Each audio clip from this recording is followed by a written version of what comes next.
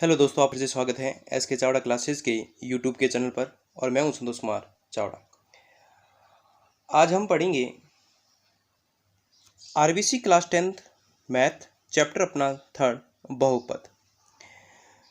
तो आज हम क्वेश्चन के मेथड के बारे में जिसमें मेथड के बारे में सीखने वाले हैं।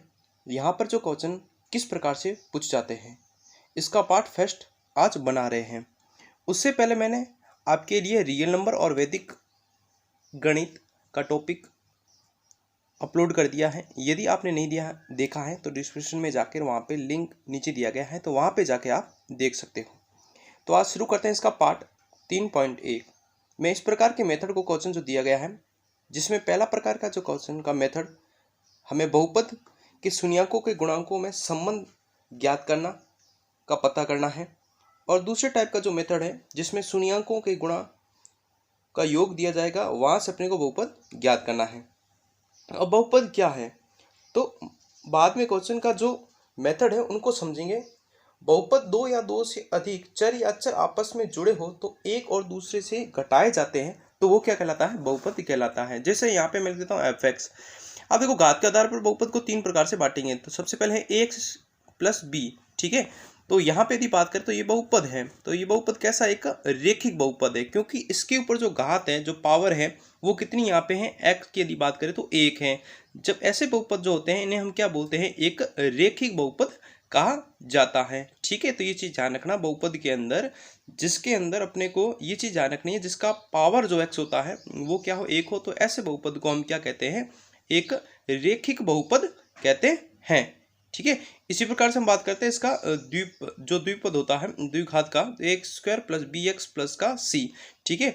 ऐसे पद को हम क्या कहते हैं? द्विघात बहुपद कहते हैं, ठीक है। जिसके ऊपर जो पावर हो एक्स हो, वो कितनी हो यहाँ पे? इसके ऊपर घात पावर जो दो हो से हम द्विघात बहुपद कहते हैं। क्योंकि दोस्तों अपने को बेसिक समझना जरूरी है, क्योंकि अपने को जब बेसिक नहीं आएगा तब तक हम इस प्रश्न के अंदर बहुपद के अंदर कुछ समझ नहीं पाएंगे। तो इसलिए आपको सबसे पहले इसका बेसिक के बारे में पता होना जरूरी है, ठीक है।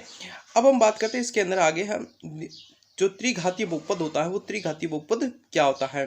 जिसके अंदर जो पावर होती है वो हमारी ये क्या होती है? यहाँ पे तीन होती है। तो लिखते हैं यहाँ पे एफ एक्स बराबर ए एक्स क्यूब, ठीक है ना, ए एक्स का cube plus b x plus का स्क्वायर प्लस यहाँ पे सी एक्स, ठीक है। तो ये कैसा बहुपद जो होता है, ठीक है। तो ये जो बहुपद होता है इसमें तीन घात है, इसलिए हम लिखेंगे यहाँ पे त्रिघातीय बहुपद, ठीक है, जिसमें तीन घातीय बहुपद कहलाता है। तो जो आपने बहुपद जो अपने को जो दिया, जैसे अब यहाँ पे बात करें तो अपने को जैसे कोई एफ एक्स अपने को बहुपद दिया गया है, यहाँ पे एफ एक्स बराबर a x square plus b x plus c, और हम यहाँ पर कहाँ जाएंगे कि इसका शून्यक ज्ञात कीजिए। तो बहुपद का शून्यक क्या होता है? तो सबसे पहले हम समझते हैं। तो यहाँ पर चर राशि का वह मान जिससे पूरा बहुपद शून्य के बराबर हो जाए, तो वह इसका शून्यक होता है। तो यहाँ पर जो शून्यक होता है वह उसके घात के आधार पर होता है, ठीक है ना। यदि द्विघात पद है तो उसका अंदर होगा दो शून्यक होते, यदि x का जो मान है यदि यहाँ पे दो आएगा, ठीक है। यदि यहाँ पे तीन घात हैं तो x के जो मान आएगा वो यहाँ पे क्या आएगा? तीन आएगा। तो उसके शून्यक जो मूल कहा जाता है, इस ध्यान रखना, इस शून्यक को मूल भी कहा जाता है। तो क्वेश्चन में ऐसे भी आता है कि बहुपद का मूल ज्ञात करो। अब तो यहाँ यह तो हो गया कि बहुपद के शून्यक, यहाँ पर चर राशि का वह मान जिसमें पूरा बहुपद का मान एफ एक्स बराबर यहाँ पे क्या हो? जीरो हो, तो हो जाएगा। तो वह उसके शून्यक होते हैं। अब यहाँ बात करते हैं कि इसके शून्यकों के गुणांक क्या होते हैं, ठीक है। तो चर राशि के गुणा में चर राशि का क्या होता है? तो चर राशि क्या होता है? एक्स के साथ वह गुणा हो रहा है या इसका क्या होगा? तो हम सबसे पहले बात करें कि यहाँ पे देखो ए है जो अपने x के साथ जुड़ा हुआ है, ठीक है, जो b के साथ, तो यहाँ पे क्या होगा? इसका b होगा, ठीक है। इस प्रकार यहाँ पे क्या होगा? c होगा। तो ये चीज़ आप समझ गए हो कि गुणांक क्या होता है। तो जो x के साथ में जो अपनी चर राशि जो है वो की संख्या x के साथ में हो, ठीक है, तो वो क्या कहलाता है? यहाँ पे उसका गुणांक कहलाता है। अब ये तो हमारा हो गया पहले क्वेश्चन के मेथड के ऊपर। अब हम बात करते हैं शून्यक व गुणांकों के मध्य संबंध स्थापित करना, ठीक है। तो ये तो आप चीज़ समझ गए होंगे कि शून्यक क्या होता है और गुणांक क्या होता है। अब हम बात करते हैं यहाँ पे शून्यक व गुणांकों के मध्य संबंध। यहाँ पर कोई बहुपद अपने को एफ एक्स जो दिया जाता है उसका हम शून्यक व गुणांकों के बीच में संबंध किस प्रकार से ज्ञात करते हैं? तो यहाँ पर कोई एक बहुपद है अपने को दिया है एफ एक्स बराबर a x square plus b x plus c, ठीक है। अब अपने को ये पूछा जाए इनके बीच में अपने को क्या निकालना है, गुणांक निकालना है। तभी मैंने आपको बताया था गुणांक हम कैसे निकालते हैं, जो एक्स के साथ में हो। जैसे यहाँ पे है एक्स के साथ में ए, इसके साथ में बी और ये यहाँ पे सी, तो गुणांक अपना हो गया यहाँ पे ए बी सी, जो एक्स के साथ में जुड़ा हुआ हो। ठीक है, तो इसके साथ में सी एक्स का 0 होता, पर अपने को लिखने की जरूरत नहीं होती है। ठीक है, तो ये तो हमने निकालते गुणांक। अब हम निकालते हैं इसके अंदर शून्यांक। अब देखो शून्यांक जब हम निकालते हैं, अभी आपको मैंने बताया था कि जो चर और अचर के राशि के साथ जुड़ा होता है, जैसे मैं शून्यांक को क्या मान लेते हैं, अपने 0 मानते हैं, तो शून्यांक में हम क्या करेंगे, इसको रूप में जो मानेंगे वो अल्फा और बीटा के रूप में यहाँ पे लिखेंगे इसको। ठीक है, दर्शाएंगे अल्फा और बीटा के रूप में। ठीक है, अब अपने को क्या निकालना, इनके शून्यांकों का योग निकालना है। तो सबसे पहले हम क्या लिखेंगे यहाँ पे, शून्यांकों का योग। तो शून्यांकों का योग होता है अल्फा प्लस बीटा। ठीक है, अल्फा प्लस बीटा बराबर होता है यहाँ पे सी बटा ए। ठीक है, माइनस का बी अपॉन ए, सॉरी माइनस का बी अपॉन ए होता है। तो यहाँ पे जो बी और ए है ये यहाँ पे क्या है, एक गुणांक है। चीज़ को ध्यान रखना, ये तो आप आज समझ गए कि जो बी और जो ए है ये यहाँ पे क्या है, एक गुणांक है। अब हम बात करते हैं इनके शून्यांकों का गुणनफल। तो शून्यांकों का गुणनफल होता है अल्फा बीटा बराबर सी बराबर हो जाए सी बटा ए। तो यहाँ पे सी जो ए है ये क्या है, एक गुणांक है। ठीक है, अब दूसरे टाइप जो है प्रश्न जो है जिसमें अपने शून्यांकों का योग, शून्यांकों का गुणनफल हमने निकाला था। ठीक है, तो अब हम क्या कर लेते हैं, यहाँ पे लिख देते हैं, यहाँ पे जो अल्फा प्लस बीटा होगा, जैसे हम कोई चीज़ को क्या कर देते हैं, एक मान है, आपको मैं समझा देता हूँ उसको निकालने का तरीका क्या होता है। ठीक है, दूसरे बहुपद में यदि हम अपने, ये तो हमने पहले टाइप के अंदर बात करी, यदि अपने को यहाँ पे शून्यांकों का योग और शून्यांकों का गुणनफल यदि दिया जाए तब हम बहुपद कैसे निकाल सकते हैं। ठीक है, तो मैं आपको एक छोटा सा एग्जांपल से आपको मैं समझा देता हूं कि यदि अपने को शून्यांकों का योग दिया जाए, जिसमें मान लेता हूं यहाँ पे अल्फा प्लस बीटा मेरे को यहाँ पे दे दिया, जैसे गुणांक के जो रूप हैं, और यहाँ पे अल्फा बीटा जो गुणनफल इनका मान मेरे को दे दिया। जैसे मैं सपोज करो मैंने मान लिया यहाँ पे बी और ए, जैसे मेरे को शून्यांकों का जो योग है उसके अंदर मैंने मान लिया यहाँ पे बी मान लिया, और जो शून्यांकों गुणनफल इसमें मैंने अपने को सी मान लिया। अब अपने को इस शून्यांकों का योग और शून्यांकों गुणनफल से बहुपद निकालना है, तो इसके लिए एक फॉर्मूला होता है दोस्तों। वो फॉर्मूला क्या होता है उसको मैं आपको बता देता हूँ। तो होता है के कोष्ठक के अंदर x square minus alpha plus beta x plus alpha beta. ठीक है, प्लस के अंदर हो जाएगा एल्फा बीटा। ठीक है, जब आपको शून्यांकों का योग और शून्य गुणनफल निकाला, अब इसके अंदर मान को हम रख देते हैं, तो क्या हो जाएगा यहाँ पे x square minus alpha plus beta अपने को दिया है, यहाँ पे माना था बी मान लिया, और यहाँ पे एक्स प्लस एल्फा बीटा मतलब गुणा के मान कितना है, यहाँ पे सी लिख दिया। ठीक है, तो यहाँ पे हम कोष्ठक को बंद कर लेते हैं। तो यहाँ पे जो कोष्ठक के अंदर जो संख्या लिखी ये कैसी संख्या, अपने एक अभिष्ट बहुपद है, तो ये अपना क्या हो जाएगा, एक शून्यांकों के योग से बहुपद निकालना। ठीक है, आशा करता हूँ आपको ये चीज़ आपको समझ में आ गई होगी, शून्यांक और गुणांकों के बीच में संबंध ज्ञात करना। अब हम 3.1 से संबंधित क्वेश्चन जो लेते हैं उनको हम सॉल्व कर देते हैं। ठीक है, तो हमारे सामने प्रश्न क्या है, एक द्विघात बहुपद x square minus 2x minus 8 के शून्यांक ज्ञात कीजिए एवं उसमें शून्यांकों और गुणांकों के बीच में अपने को क्या करना है, सत्यता की जांच भी करनी है। तो हम सबसे पहले क्या कर देते हैं, जो अपने को जो गुणांक और शून्यांकों के बीच में सबसे पहले हम क्या करते हैं, जो अपने को द्विघात बहुपद दिया गया है, सबसे पहले इनको हमको क्या करना है, एक गुणनखंड में करना है, क्योंकि यहाँ से अपने को x का मान निकालना पड़ेगा। तो अपने पास जो पद हैं द्विघात के, सबसे पहले हम क्या कर देते हैं, यहाँ पे इसको गुणनखंड कर लेते हैं, क्योंकि गुणनखंड के बारे में आप सभी जानते हो कि गुणनखंड को किस प्रकार से हम कर सकते हैं। ठीक है, तो सबसे पहले हम इनका क्या कर लेते हैं, एक गुणनखंड कर लेते हैं।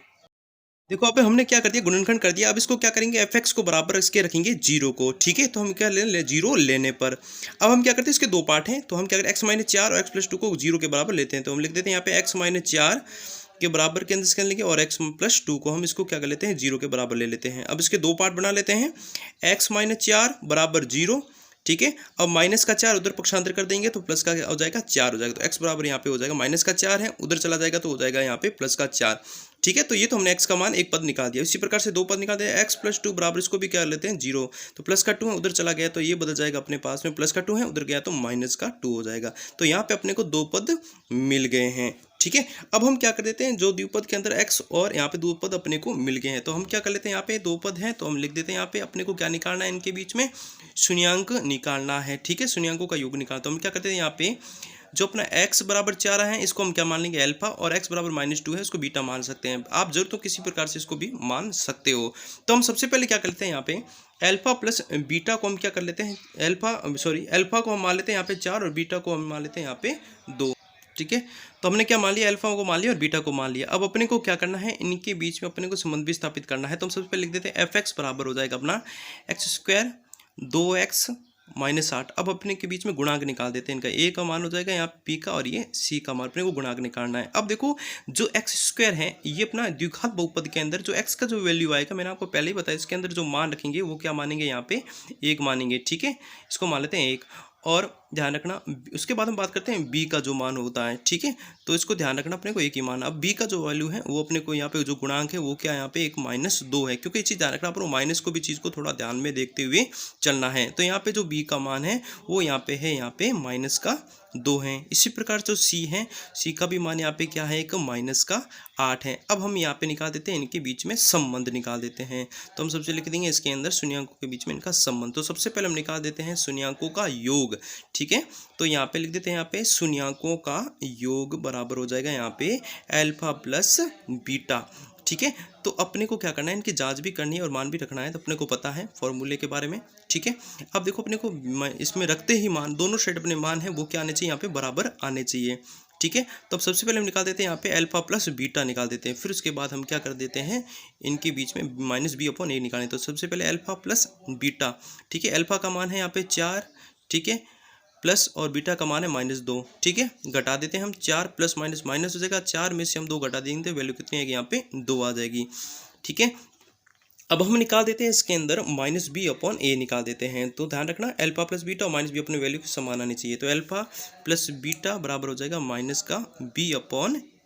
ठीक है, तो अभी हम निकाल b का मान है -2, तो यहाँ लिख देते हैं माइनस पहले ही है। ठीक है, फॉर्मूले में, और यहाँ पे लिख देते हैं -2। ठीक है, बट्टे में यहाँ पे है a की वैल्यू है यहाँ पे 1। अब देखो माइनस माइनस तो हो गए, यहाँ पे +2, 1 में 2 का भाग नहीं कितना आएगा, 2 आएगा। तो यहाँ पे बात करें तो अल्फा प्लस बीटा का मान यहाँ पे कितना आया, यहाँ पे 2 आया है। और यहाँ पे दोनों साइड जो मान है वो क्या है, एकदम बराबर आए हैं। ठीक है, तो अपना उत्तर यहाँ पे सही है। ठीक है, दोनों साइड अपने जो आंसर है वो हमारे सेम है। अब हम बात करते हैं इसमें शून्याङ्कों का गुणनफल। तो शून्याङ्कों का हम सबसे पहले बात कर लेते हैं, इसमें शून्याङ्कों का गुणनफल ज्ञात करना। तो यहाँ लिख देते हैं शून्याङ्कों का गुणनफल। शून्याङ्कों का गुणनफल अल्फा प्लस बीटा बराबर हो जाएगा यहाँ पे c/a होता है फॉर्मूला। ठीक है, तो अल्फा प्लस बीटा इसके अंदर लिख देते हैं। यहाँ पे अल्फा का मान यहाँ पे है 4 - 2 बराबर हो जाएगा यहाँ पे -8। ठीक है, अब शून्याङ्कों का गुणा हम निकालते हैं, अल्फा इंटू बीटा बराबर c/a हो जाएगा। ठीक है, c का मान यहाँ पे कितना है, -8 दिया हुआ है, तो यहाँ लिख देते हैं -8 बट्टे में a का मान है 1। ठीक है, 1 में -8 का भाग देंगे कितना आएगा, 8। तो दोनों साइड यदि हम बात करें तो शून्याङ्कों का योग और शून्याङ्कों के गुणनफल दोनों के मान अपना क्या आ गए, यहाँ पे सही आ गए। तो हमारे इस प्रकार से इसकी क्या होगी, सत्यता की जांच भी होगी। ये तो हो गया जब अपने को एक बहुपद दिया जाता है, बहुपद से अपने को शून्याङ्क और शून्याङ्कों का योग व गुणनफल ज्ञात किया जाता है। अब हम बात करते हैं जब अपने को शून्याङ्कों का योग दिया जाए और शून्याङ्कों का जब गुणनफल दिया जाए तब हम बहुपद को कैसे निकालते हैं। तो एक एग्जाम्पल लेते हैं जिससे आपको समझ में आ सके। अब देखो हमारे सामने प्रश्न है, एक द्विघात बहुपद ज्ञात कीजिए जिसके शून्याङ्कों का योग -3 तथा शून्याङ्कों का गुणनफल 2 है। तो आपको प्रश्न इसी प्रकार से दे दे, या तो आपको सीधा ही दे सकता है अल्फा प्लस बीटा बराबर -3 और गुणनफल भी दे सकता है अल्फा बीटा बराबर 2 दिया है। तो सबसे पहले अपने को क्या करना है, इसमें से आप हम जानते हैं जब बहुपद के अंदर अपने निकालते हैं फॉर्मूला हम जानते हैं k बराबर क्या हो जाता है, k बराबर यहाँ पे हो जाएगा अपने पास में, लिख देते हैं formula x² minus alpha plus beta, फिर यहाँ पे हो जाएगा लिख देते हैं x, फिर इसके अंदर हो जाएगा प्लस और यहाँ पे हो जाएगा अल्फा और बीटा। ठीक है, अभी बड़ा क्वेश्चन बंद कर लेते हैं इसको। ठीक है, अब अपने को पता है जो अल्फा और प्लस बीटा है उनका योग जो है वो -3 है और जो गुणनफल है वो कितना है, 2 है। तो हम सबसे पहले इसके नीचे लिख देते हैं कि अल्फा प्लस बीटा का मान है यहाँ पे -3। ठीक है, तो अल्फा प्लस बीटा का जो मान है वो है अपने पास -3 और अल्फा इंटू बीटा का जो मान है, अल्फा प्लस बीटा का मान यहाँ पर लिख देते हैं, अल्फा योग के लिख देते हैं अल्फा प्लस बीटा बराबर है यहाँ पे -3। ठीक है, और अल्फा इंटू बीटा का जो मान है, गुणांक जो गुणनफल है वो दिया है यहाँ पे, गुणनफल जो दिया है अल्फा इंटू बीटा है वो अपने को दिया है यहाँ पे 2 दिया है। अब इन मान को हम यहाँ पे रख लेते हैं बहुपद के अंदर। ठीक है, तो हम यहाँ पे रख देते हैं इस पूरे के मान को अपने को इस फॉर्मूले के अंदर। तो लिख देते हैं यहाँ पे k बराबर x² माइनस अल्फा का मान यहाँ पे कितना दिया है, यहाँ पे -3। ठीक है, मैं यहाँ पे लिख देते हैं यहाँ पे -3, फिर यहाँ पे लिख देते हैं पीछे x फिर प्लस एल्फा इंटू बीटा का मान दिया है यहाँ पे 2 दिया, तो यहाँ रख देते अपने 2 और ये अपना कोष्टक बंद कर दिया। ठीक है, अब देखो यहाँ पे बात करें आगे के एक्स स्क्वायर, देखो माइनस और माइनस क्या हो जाएगा प्लस का 3x। ठीक है, तो यहाँ लिख देते हैं 3x प्लस का 2। ठीक है, तो कोष्टक के अंदर जो ये दिया हुआ है बहुपद, ये अपना क्या होगा विशिष्ट बहुपद हो जाएगा। ठीक, लिख देते हैं विशिष्ट बहुपद हो जाएगा x square plus 3x plus का 2। ठीक है दोस्तों, तो इस चैप्टर के अंदर 3.1 एक्सरसाइज के अंदर मैंने आपको बता दिया कि किस प्रकार से हम शून्यांक और गुणांक और शून्यांकों का योग, शून्यांकों का गुणनफल, फिर हम शून्यांकों का योग और शून्यांकों के गुणनफल से बहुपद ज्ञात करते हैं। यदि वीडियो आपको अच्छा लगे तो इसे लाइक कर दीजिए, शेयर कर दीजिए और अपने दोस्तों के साथ भी इसको सब्सक्राइब करना ना भूलिए। तो फिर मिलते हैं इसके नेक्स्ट पार्ट को लेकर 3.2 एक्सरसाइज को। तब तक के लिए दोस्तों थैंक यू, जय हिंद।